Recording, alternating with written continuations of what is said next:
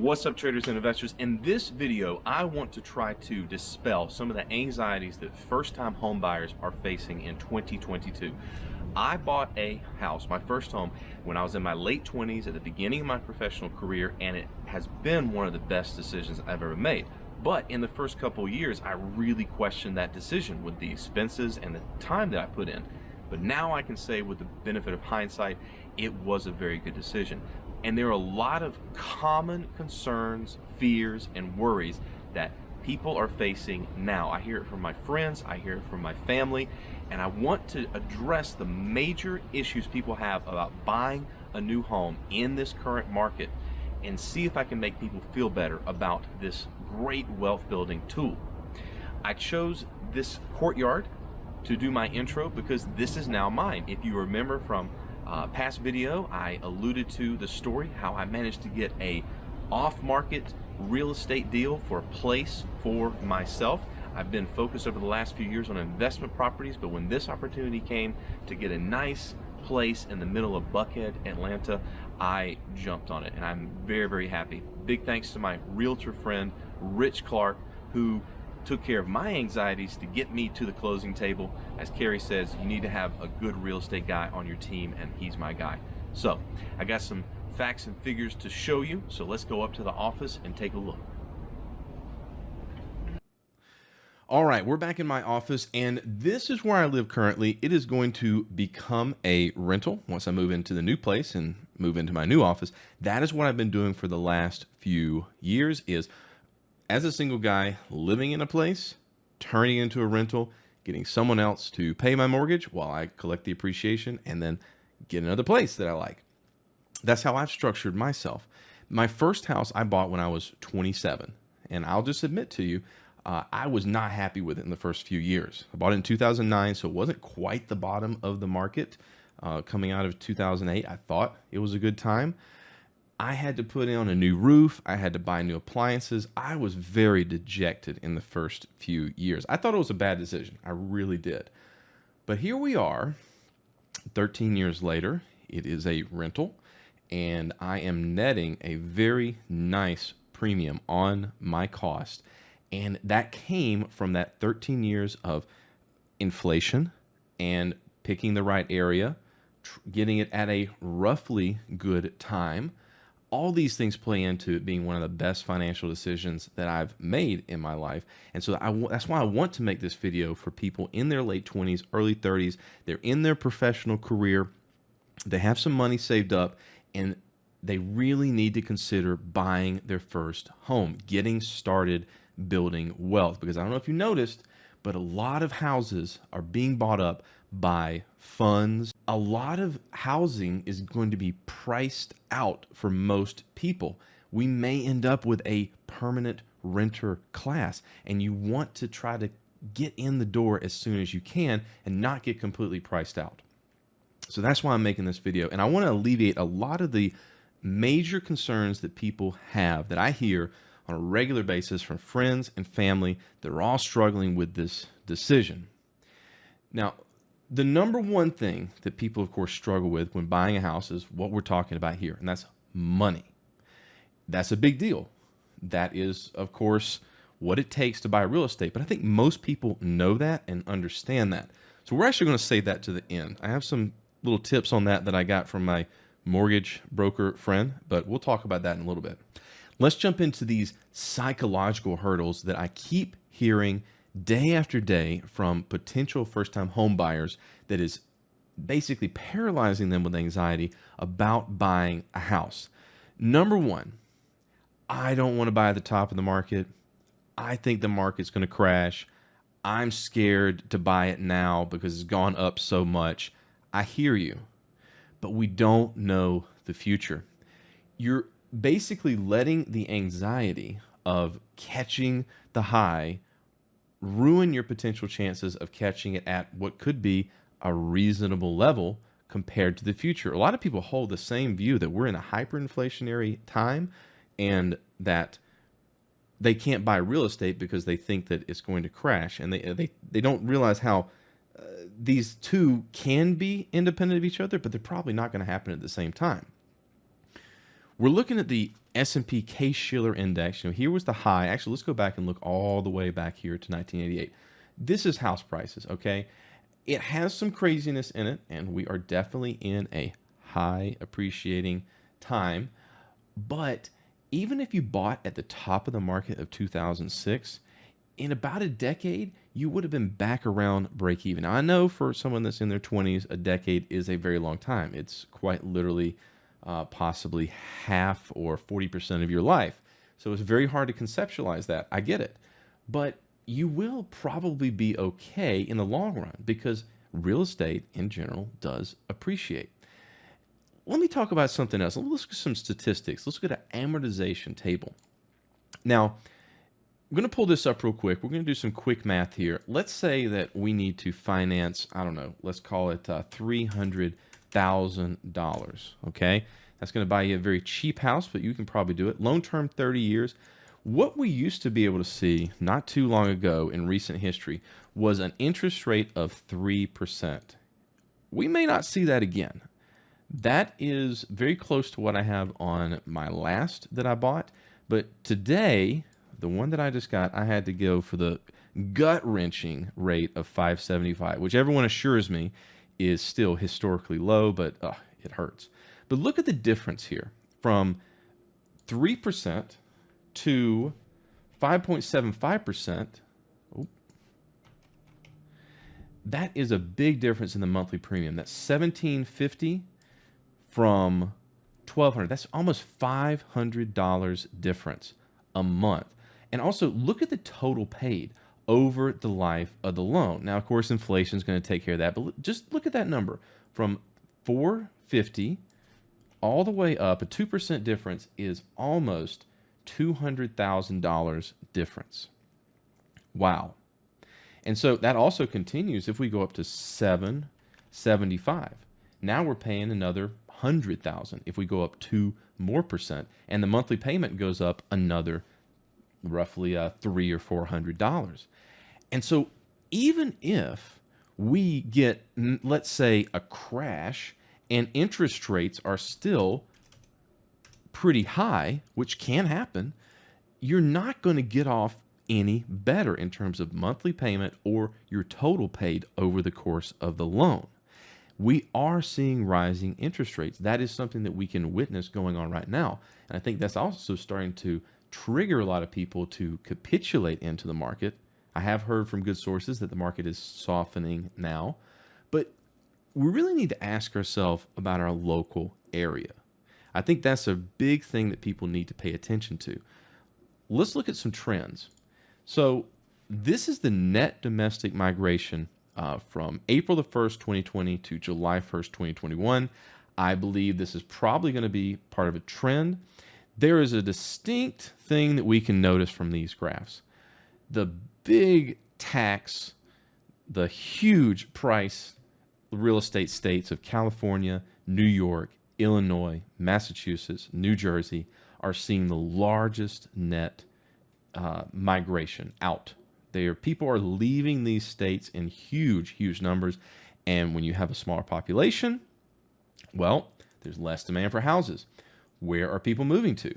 Top states: Florida, Texas, Arizona, North Carolina, South Carolina, Tennessee, and Georgia, where I live right now. Notice the trend here. Warm, low tax states. Florida, Texas, Tennessee, no state income tax. I don't know about North Carolina. So you can start to see a trend here. Now, if you don't live in these states, well, I can't really help you, but maybe you need to think about this when you're considering trying to buy a home price. And we can also go and look and see what are the median home prices. Of course, California, New York, some of the highest prices. In fact, California is the highest besides Hawaii in the nation. So would you want to buy a house in California? No. Would you want to buy a house in New England? Probably not. But if you look at North Carolina, Georgia, Texas, Florida is a little high. A lot of people have vacation rentals there. But these are all really great deals with evidence that people are starting to migrate to these states. So This kind of thinking, if you're willing to move or put yourself in a position, or if you're lucky and already in these states, this should really give you more confidence for making a decision about investing in real estate. You're already looking at the existing trends. You don't know when a crash is going to happen. You don't know when interest rates are going to change, but you do know what people are already doing, and you can kind of figure out why. Especially with the change to remote work. People can live anywhere they want and work these jobs from all these other states. It just makes sense. The weather in Georgia, I love it. I love living here. I'm biased. I was born here, but got really, really, really lucky. And so I think you have to think about this also, because real estate is going to be a local market. All right.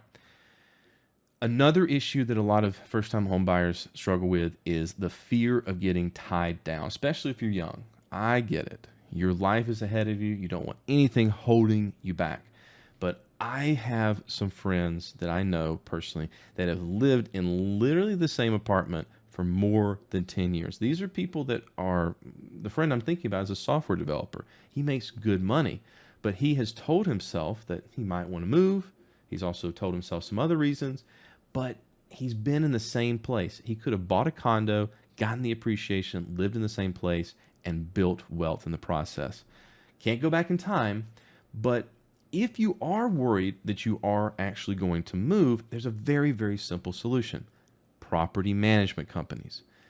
What you do is you pay them a percentage, I think 10 or 12%, it's not that high, of the rent, and they handle all the person-to-person interactions for you. They get you tenants. They handle the contract. They handle the service calls. If there are repairs, you of course need to pay it, but that's because it's your asset. You need to keep it up. But they handle all the really annoying things for you. It's worth it. And you're still getting the value of the appreciation of your property. So if you move to another state, that's how people do it. They don't fret about it. They find a property management company and they let them manage it for them. And then they go buy another place where they move to. It's actually really simple and you shouldn't be afraid of it.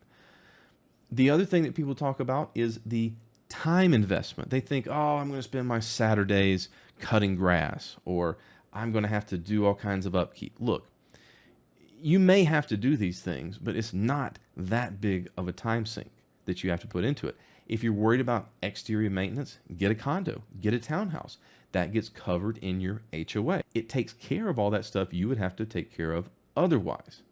It's not that big of a time investment. And if you do manage your own property, I can think of one thing I've done in the last 2 months for my rental, which was I had to change a toilet. Big deal. I learned something new. It wasn't that big a deal. Anyone can do it if I can. But I think the final and most pressing problem that happens, and I know this from my sisters who they're newly married, they're starting a family, and they have been so tied up on getting the perfect house. They have to have everything they want, all the rooms, all the look, all the amenities, everything. And it has to be a good deal. I know my brother-in-law and another friend of mine, their primary concerns above everything else was having fiber internet. That has stalled them from buying so many houses.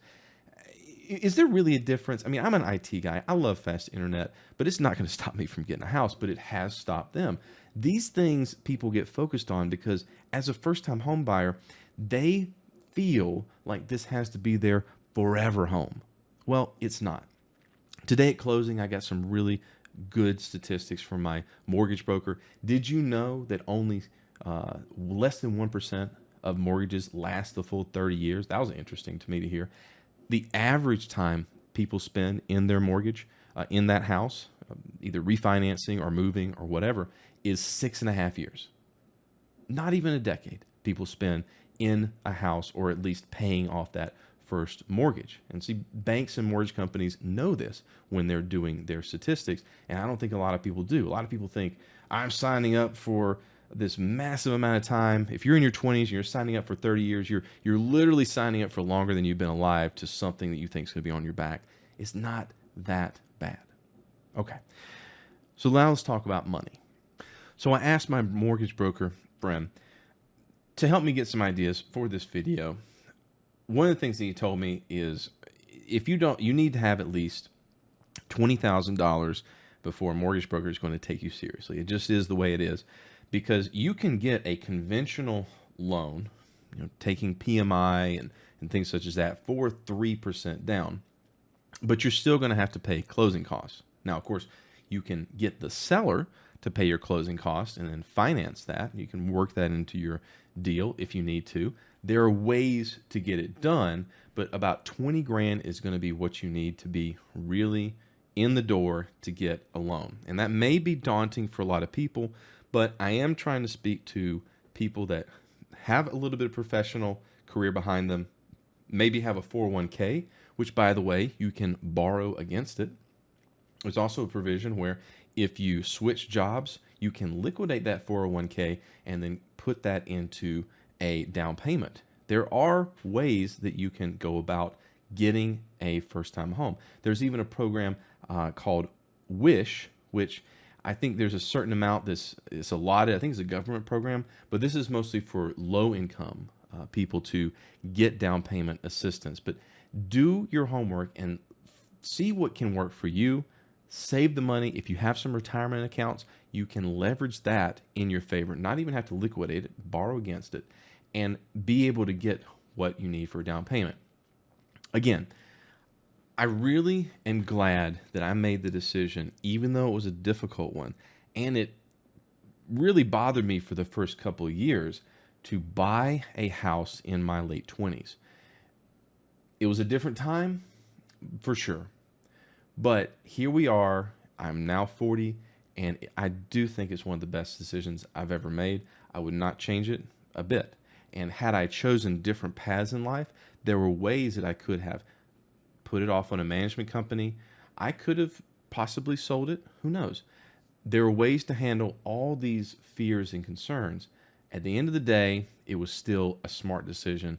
And you need to make a decision as an investor for your life, what is going to be best. I know that there's a lot of people that think and believe they're doing the right thing, and if that's what they're convicted on, go for it. Stay renting if you think that is the best thing for you, but don't miss out on the years ahead of you where you could be growing wealth, getting an appreciating asset, because you're really going to thank yourself years down the line. I truly believe that. So I hope this helps. We'll see you in the next video. Trade and invest wisely.